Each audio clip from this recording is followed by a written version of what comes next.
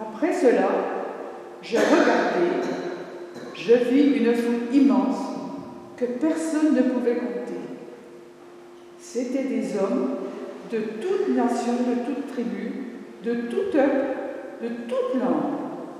Ils se tenaient debout devant le trône et devant l'agneau, habillés de robes blanches et de feuilles de palmier à la main. Ils criaient d'une voix forte: « Salut à notre Dieu qui est au-dessus du trône de la Dieu. » Tous les anges qui se tenaient autour du trône, les anciens, des 4 êtres vivants se prosternèrent, le visage contre terre, devant le trône. Ils adorèrent Dieu, disant Amen, louange, la gloire, la sagesse, la reconnaissance, l'honneur, la puissance et la force de notre Dieu, au siècle des siècles. Amen. Un des anciens prit la parole et me dit: Ceux qui sont habillés de robes blanches, qui sont-ils? Et d'où sont-ils venus?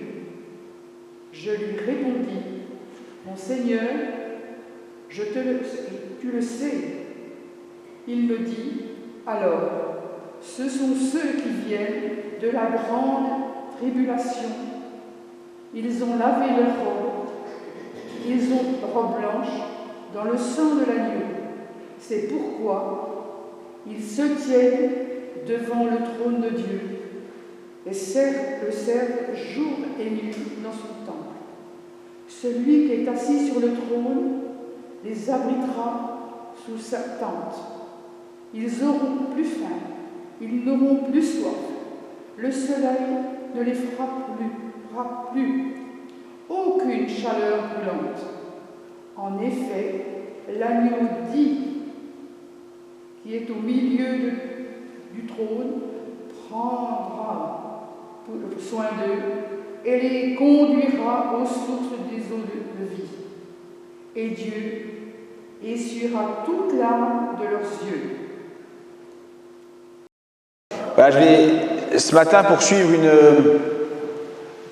une série de prédications qu'on avait commencé il y a un certain temps. On avait commencé ça et puis je poursuivrai à l'occasion.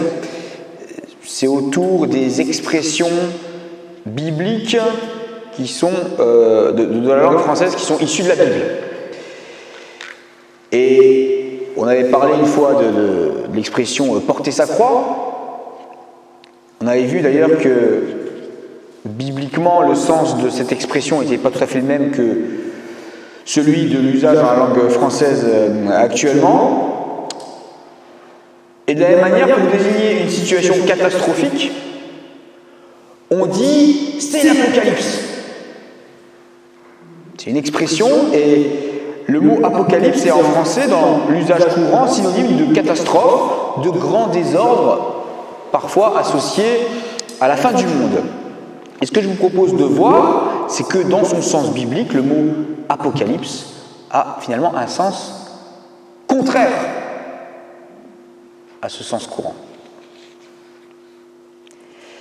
Un apocalypse désigne le livre de l'Apocalypse, bien sûr, mais plus largement, ça désigne un genre littéraire, un style d'écrit qui utilise beaucoup d'images, beaucoup de symboles, un langage crypté, sans doute, d'ailleurs, pour ne pas être compris de tout le monde.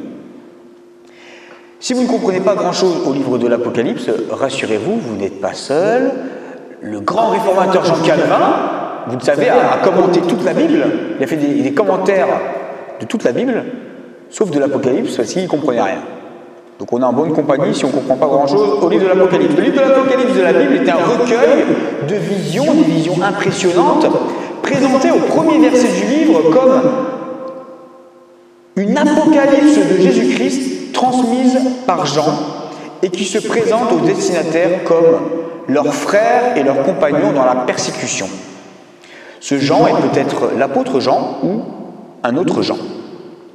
C'est un texte en tout cas qui a fait couler beaucoup d'encre et il y a finalement deux grandes tendances dans la manière de considérer ce livre. La première, c'est de penser que ce texte, écrit sans doute à la fin du 1er siècle après Jésus-Christ, parle d'événements lointains, que ce serait une sorte de vision de l'avenir à long terme, et en particulier de la fin du monde. Et on pourrait, selon cette lecture, lire dans ces textes un peu cryptés des événements encore à venir liés à la fin du monde. C'est pourquoi le mot apocalypse en est venu à désigner les événements terribles qui seraient censés arriver à la fin du monde. Mais l'autre façon de voir ce texte, c'est de le voir comme parlant avant tout de choses que des gens du 1er siècle pouvaient comprendre et qui les concernaient directement, même si il peut aussi nous dire des choses sur la fin du monde et le sens de l'histoire par ailleurs. C'est cette deuxième lecture qui est, il me semble, préférable pour une raison très simple, c'est que ce texte se présente lui-même comme une lettre de circonstance adressée à 7 églises d'Asie mineure, de Turquie actuelle, qui parlent, c'est comme ça que c'est présenté au début du texte, au début du livre, qui parle de ce qui doit arriver bientôt, à un moment où les chrétiens subissent une persécution à cause de leur foi. D'ailleurs, Jean dit lui-même qu'il écrit depuis l'île de Patmos, qui était une île qui servait de lieu de déportation aux Romains. Si les raisons et les modalités de cette persécution dont parle Jean restent assez obscures, on sait en revanche pourquoi, globalement, dans les premiers temps du christianisme, les chrétiens faisaient l'objet d'une grande intolérance de la part de leurs concitoyens et du pouvoir politique. Les premiers chrétiens ont été persécutés par les autorités juives parce qu'au fond, ils remettaient en cause la légitimité du pouvoir politico-religieux de Jérusalem pour guider le peuple. Ils estimaient que ces représentants étaient devenus illégitimes pour conduire finalement le peuple dans sa relation à Dieu. Mais dans le reste de l'Empire romain, donc en dehors de la terre d'Israël, où la mission chrétienne va rapidement se répandre, le christianisme va poser d'autres problèmes.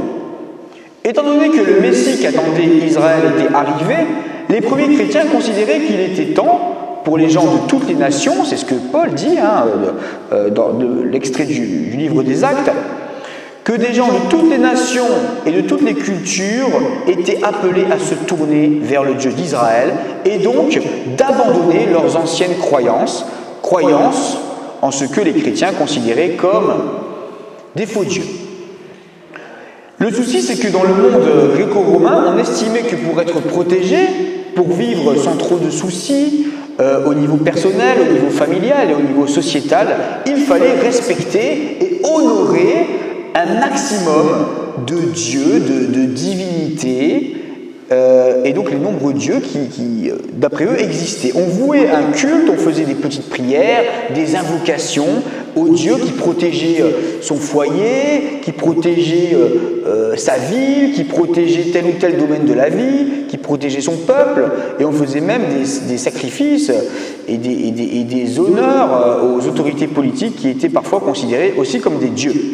Et parce que les Romains voulaient que tous les dieux soient honorés et que les traditions religieuses locales soient respectées, on acceptait que les Juifs ne rendent pas de culte à tous ces dieux, mais qu'ils honorent simplement leurs dieux. Seulement, quand les chrétiens invitent tous les peuples, et pas seulement les Juifs, à ne rendre un culte que au Dieu d'Israël, là, ça avait quelque chose de profondément choquant parce que ça représentait une menace pour l'ordre du monde, pour la stabilité du monde. Ça défiait finalement ce en quoi les gens croyaient profondément et qui pensaient-ils les protéger et leur donner le bonheur. Et ça nous fait bizarre aujourd'hui, mais les chrétiens, dans l'Antiquité, étaient considérés comme des athées. Athées au sens où ils ne rendaient pas un culte aux nombreux dieux qui étaient adorés par les autres. Par rapport à cette situation, quel est le message du livre de l'Apocalypse ? Eh bien, il est assez bien finalement résumé dans notre texte du jour. Le texte du jour, c'est une vision du fait que ceux qui ont gardé leur foi en Jésus-Christ bénéficieront au cœur des épreuves et des difficultés liées à l'incompréhension et à l'hostilité qu'ils subissent de la part du reste de la société, et bien d'une protection, et qu'ils seront récompensés sur le long terme, que l'histoire et les événements donnera finalement raison à la constance et à la foi qu'ils ont gardée en Jésus-Christ. Le livre se présente donc comme une apocalypse de Jésus-Christ.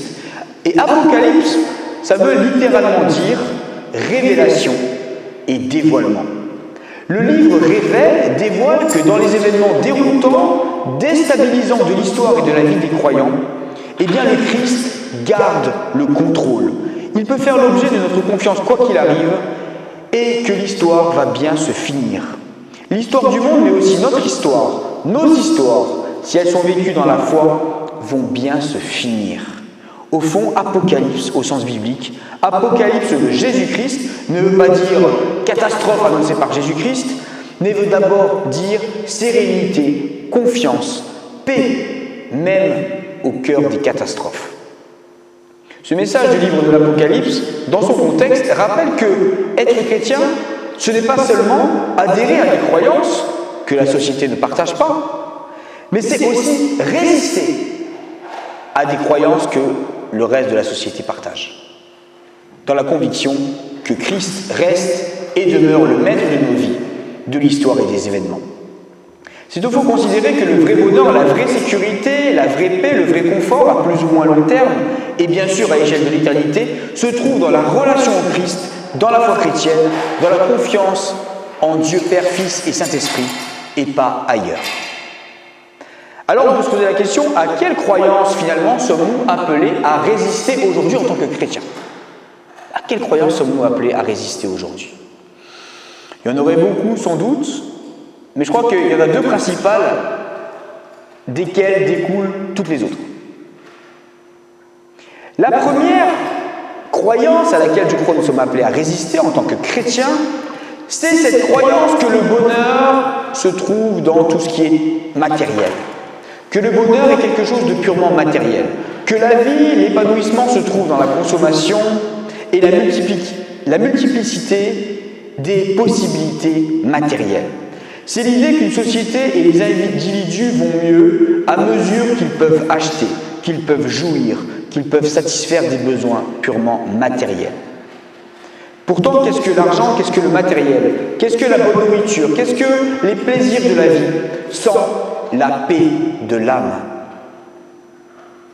Sans le sentiment profond d'être à sa place, sans partager avec les autres des liens d'amour sincères, simples et honnêtes.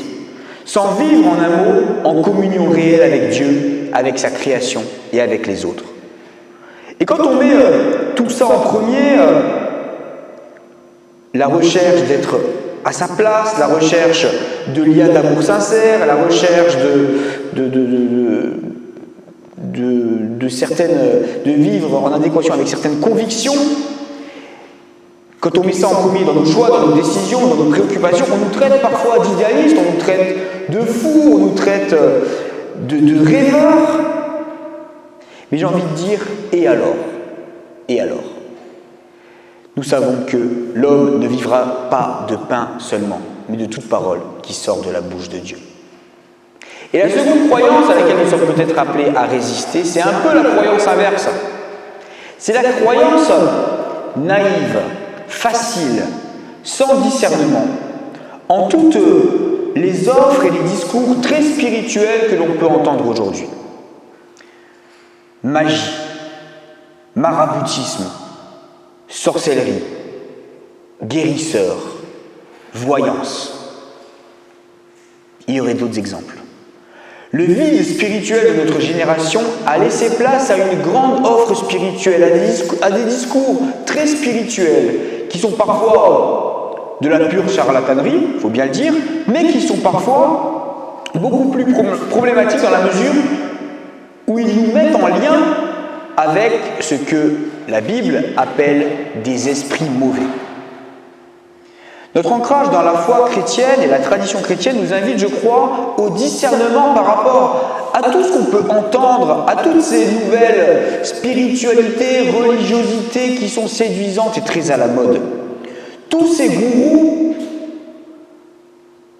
qu'on entend sur Internet, qu'on voit au rayon religion et spiritualité à la FNAC, qui sont très à la mode.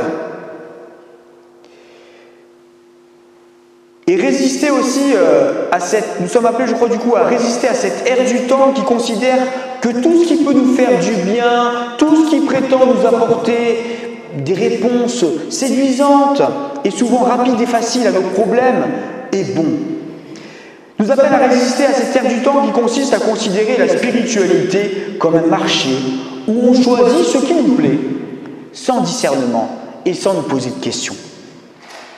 On peut aussi, je crois, être fortement critiqué si on se méfie de toutes ces offres spirituelles. On dira que nous ne sommes pas ouverts, que nous sommes intolérants, que nous sommes trop cartésiens. Et face à la grande confusion spirituelle de notre temps, le fait que Jésus soit le chemin, la vérité et la vie nous appelle à approfondir toujours davantage notre connaissance de la Bible, de la foi chrétienne, afin d'être équipés finalement dans le discernement difficile et de ne pas fragiliser notre relation avec le Dieu vivant.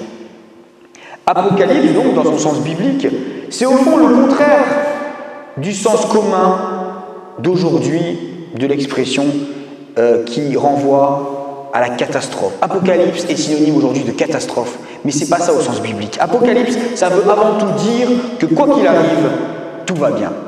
L'Apocalypse de Jésus-Christ, c'est la révélation que quels que soient les tumultes de l'histoire, quels que soient les modes, quel que soit le qu'en dira-t-on, quelles que soient les airs du temps, quelles que soient les propositions alléchantes, quels que soient les pouvoirs en place, Jésus-Christ est celui qui nous permet de tenir debout au milieu des pires catastrophes, au milieu des plus grands chamboulements, au milieu des plus grandes épreuves que l'on peut traverser en tant que croyant.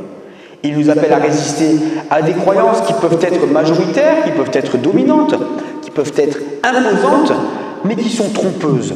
Car, comme nous l'avons lu dans l'extrait du livre de l'Apocalypse, dans notre texte du jour, la louange, la gloire, la sagesse, la reconnaissance, l'honneur, la puissance et la force sont à notre Dieu au siècle des siècles. Et comme l'a dit le Christ ressuscité lui-même, « Voici, je suis avec vous tous les